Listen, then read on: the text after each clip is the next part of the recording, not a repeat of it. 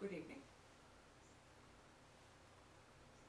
I speak to you tonight with a heavy heart as I address the dangers facing our very close and interdependent global economies and markets.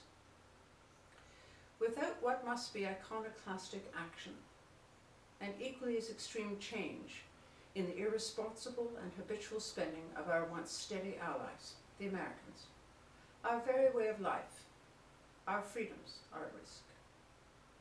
I dare say that even as of this hour, no one can see our way out, nor, most certainly, our way back to what was the national and global norm. All the more disturbing is the fact that the now fractious United States of America is in the final throes of the most ghastly election in American history. After a monstrous period of national and international debilitation arising from American governance, the United States and the world is faced with an increasingly nasty political competition defined by racism, ageism, and misogyny.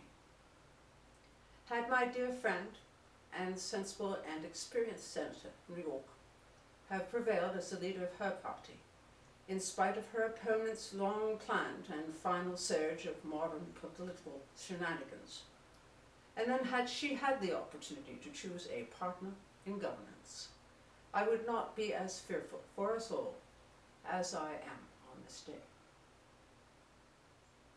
It could fairly be said that it is not my role to appear to scold a once beacon to the world's persecuted and hopeful.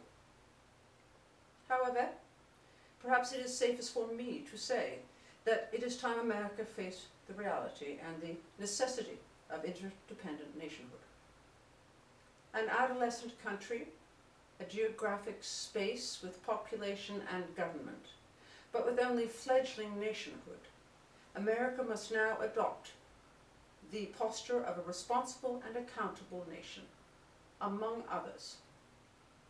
The rest of the world has watched and accepted with distaste and concern as America overspent in government and as a people. For the rest of us, famine, catastrophic disease, and an informatively long history complete with wars and conflicts, challenges and solutions, has taught both England and parts of Europe the utmost importance of fiscal prudence and cautionary guidance in government. An addiction to credit and the monstrous financial maelstrom precipitated by a handful of nefarious scoundrels run amok would never be tolerated nor possible on our continents. I ask that the legitimate global press, as well as the rags that fill the kiosks in all our major cities, seek to induce calm rather than continue to sensationalize and inflame the fears of millions. I ask that this be done to quite literally save the civilized world from an yet as unimaginable peril.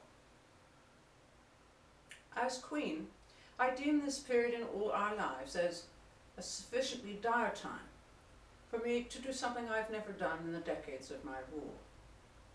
I'm a monarch who has had great experience with governments and in governance, and I'm willing to offer my time to those who might seek my advice or wish to draw from my long and not easily won wisdom.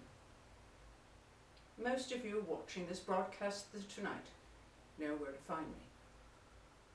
It is with this extended hand that I wish you all better days, calmer hearts, and steadier minds.